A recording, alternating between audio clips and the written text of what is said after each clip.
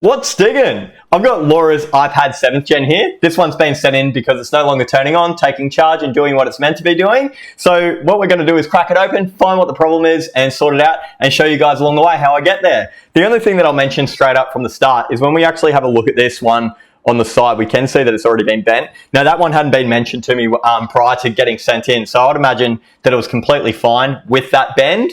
And then otherwise went sideways after the fact. But we'll work it out once we get in there. So without yarring on too much, let's just jump in there and see what we can do about it. Now, if you're watching this, I don't want to tell you how to suck eggs, but essentially what we have to do is obviously we want to open up the iPad without damaging this glass. And I've done that just by heating up the whole iPad with a thermal pad. And then obviously I'm going to show you guys my technique to be able to do this without damage. So what I actually do is I know for a fact that the cables run down this side of the iPad. You can always just have a look if you're not sure just by looking at like disassembly guides online or whatever. But when it's nice and warm, I use 70 to 80 degrees depending on the device. Don't go off my temperature because everyone's thermal mats are going to be slightly different. But once I'm in there, or otherwise once it's hot, what I like to do is use a razor blade to slowly pry up that glass. And when it's in there, you can grab a suction cut, give it a little bit extra like leverage on this side. Use that razor blade to get in there, but you don't want to go so much in that you're going to hit the LCD or anything like that. Take something thin. I know some of these cards aren't great. You just need to experiment and find the right card for you. Once that tip's in there, just like that, I'll show you guys a bit closer. We can then remove the razor blade. We no longer need that. That's purely there just to get the leverage up of the glass because it's rigid, and then we just start moving along. Now, the quicker you do this, the more success you'll actually have, because obviously as the iPad cools down, the adhesive will cool down, and then you'll be working against yourself, and you'll just have to chuck it back on the thermal mat. Don't beat yourself up. The biggest thing that I'll say about this is like, don't beat yourself up about how quick you are. I would probably suggest taking your time with it, and just trying to get a feel of what works for you. Obviously, these iPads being a 7th gen isn't much of a drama considering that it's not an OLED panel like a Pro or something that's going to set you back a couple of $100 if you do cause damage. And then same thing that I do, like I've told my employees and stuff like that. When you make mistakes with this kind of stuff, you kind of got to know how far that you got to push it. So when you're learning, it's not, I wouldn't suggest go ham at it to the point where you break it, but be ballsy enough to make mistakes because you're going to learn quite a bit there, especially, like I'm saying, I'm kind of rambling on, but I want to show you this in real time as I separate this. But yeah, so once you get to the point where you otherwise have made a mistake, you'll know where the limits are, and then from there, you should be pretty well sweet. I've already, I've already broke all that side. Again, I'm just coming back along here because the adhesive would have touched. I don't worry about picks or anything like that. I know a lot of people do. Not me. Never had to because I'm quick enough with this. I mean, and again, like I said before, you don't have to do this lightning quick. It just comes down to how often you do this. I've done this hundreds of times, so I know the limits. It'd be pretty embarrassing right now if I broke it though, wouldn't it? I mean, you can always edit that stuff out, mate. I can always just pull the wool, do a little bit of content magic. So what I do, I've done all the sides now. It's all completely broken up. Again, just running back over it to separate it. Once it's at this stage, I mean, obviously you want to try and avoid anything going into the LCD, the glass or anything. But once it's in this stage, again, just running back over where I already cut to separate that adhesive again. All you really need to do here is keep leverage even and then pull it up. And as long as it's warm, you're going to get a nice separate, clean break like that. Not a drama, mate. From here, guys, all we got to do is remove all these Phillips heads. There's 4 of them on each corner. And with those removed, we'll be able to just pop up the LCD and access these 3 Phillips heads along here.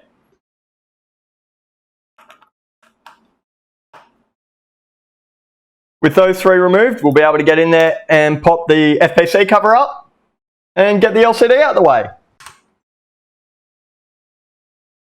Now with that LCD out the way, if I actually show you guys a little bit closer here, it's kind of hard for me to get a right angle here. But see, oh come on, stop going so bright. See this line here? That's a damaged LCD. Now, even though we've got a damaged LCD, I actually know for a fact just from testing it before getting into this one that it wasn't drawing a healthy draw. Now, an iPad, obviously, again, not telling you guys how to suck eggs. It should be, depending on the adapter, anywhere between 1 amp and 2.4 amp at 5 volt. It's under 1 amp, it's sitting at about 800 milliamp. So I believe this one's going to have a short circuit somewhere. From here, we want to disconnect. From here, we want to disconnect the home button, unplug the touchscreen, and be careful with it because we can reuse this later. Pop it off and keep it away safe for later.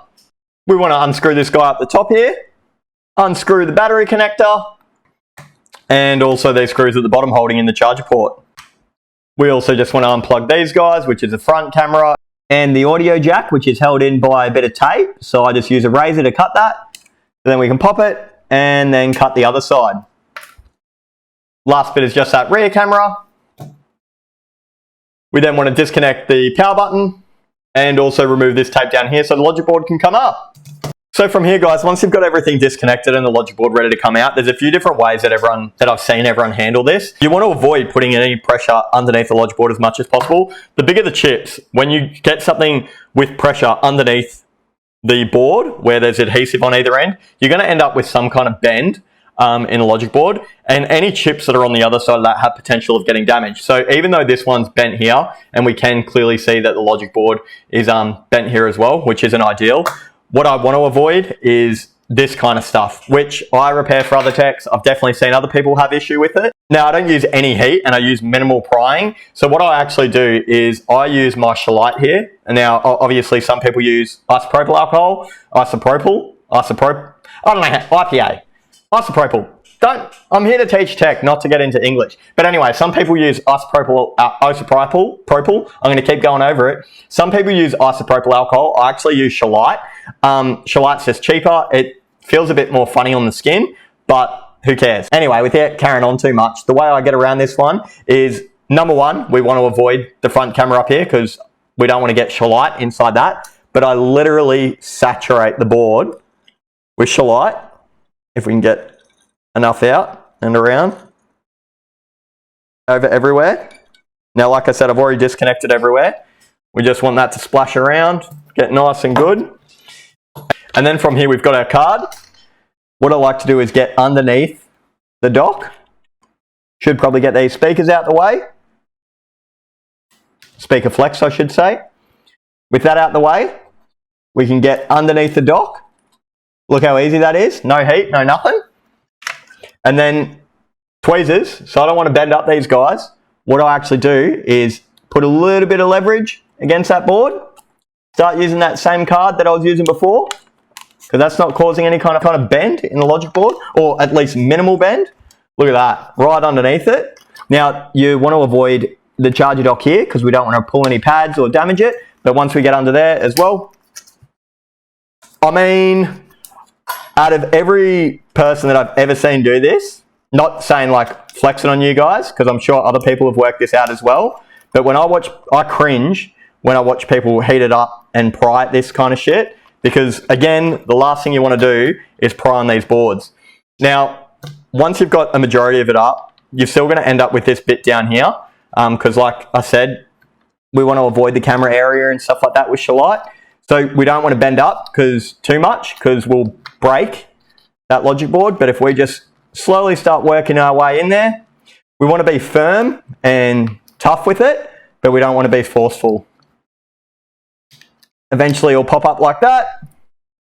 We then continue sliding open, and very minimal effort, not heating it up, not causing any damage. Whoops, should have removed that front camera. But that's it. We've got the logic board out. Next up, guys, if we have a bit of a look underneath the microscope here, I'll show you guys.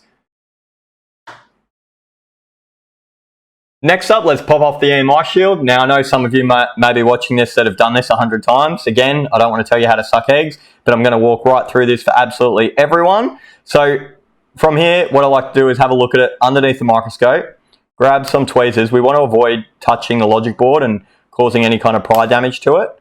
But essentially, if we can get underneath that lip, like that, we can pop up the EMI shield, and then from there, we'll be able to get our thumb underneath there and just pry up the rest of it. And now we've got it exposed. With that one out the way and the EMI shield exposing all the circuitry, we can now have a bit of a physical inspection and see if we find anything that jumps out here. So now this does come with experience, and there are situations where you physically won't find a representation of an issue. So what I mean by that is you'll have to do some more diagnostic. There won't be anything that stands out. But right here, while I'm over having a look at it, we can see this cap right here. If we zoom into this guy, I'll focus you guys. Which one doesn't belong?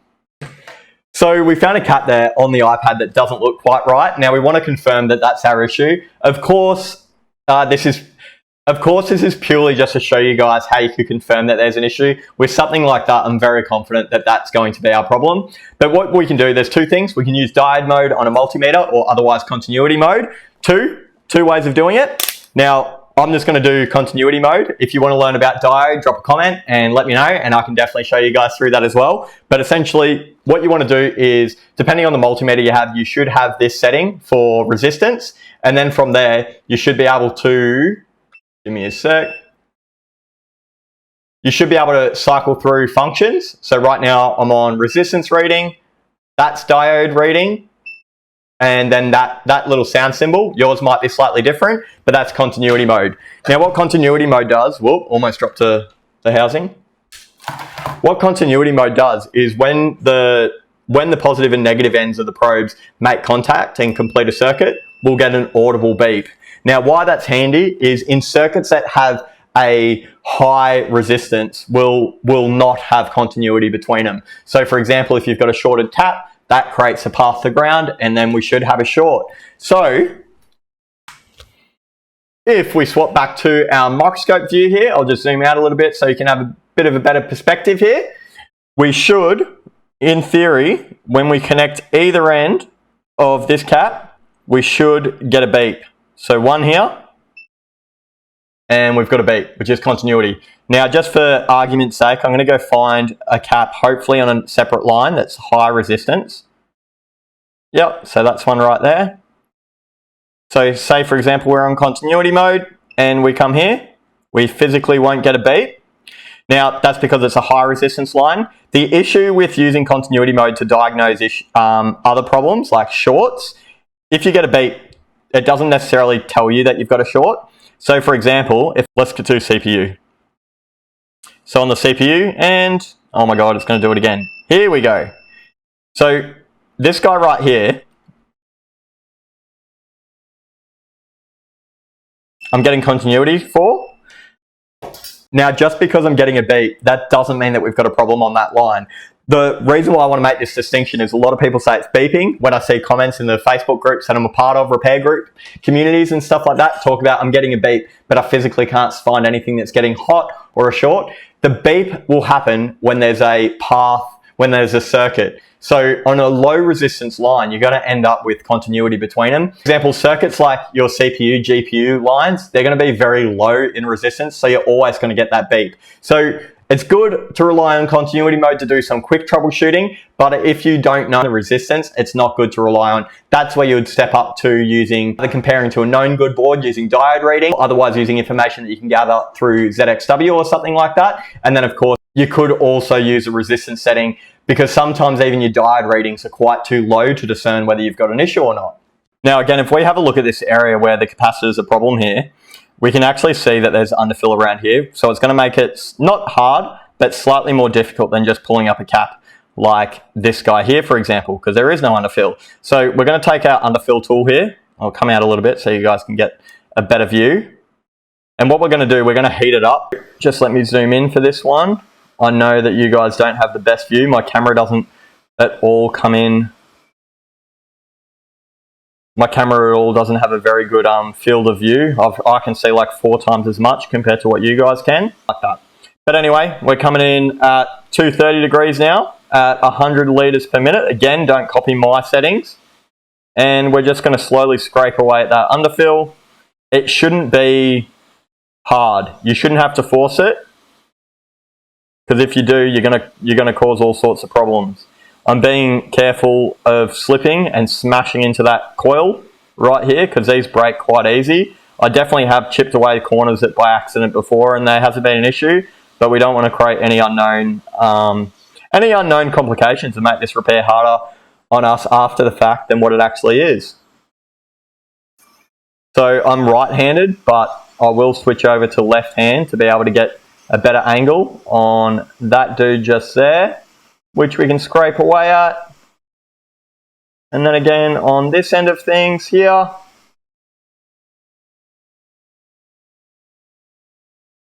If I'm doing this not recorded, I'm a lot more aggressive, I'd probably say. I'm being extra careful to make sure that not only am I showing good habits, but also making a mistake on camera, mate, would be mighty embarrassing. That we all make mistakes. Now again, this one's actually pretty tight.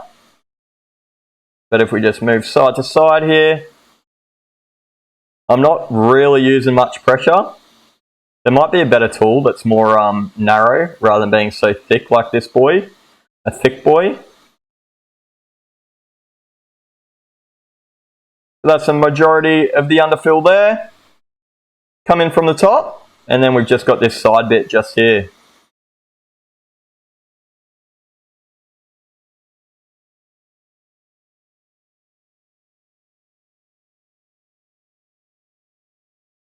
Mate, this is going very good, this repair.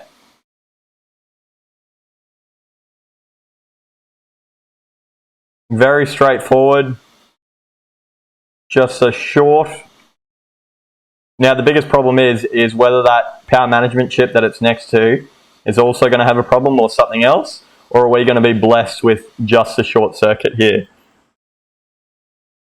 And then we can call it all in a day's work, mate, if that is the case. Or if I'm a betting man, I'm going to say that we are going to be blessed with just a short circuit. So, we've got that capacitor exposed. And now all that's left is to chuck some flux down and remove him.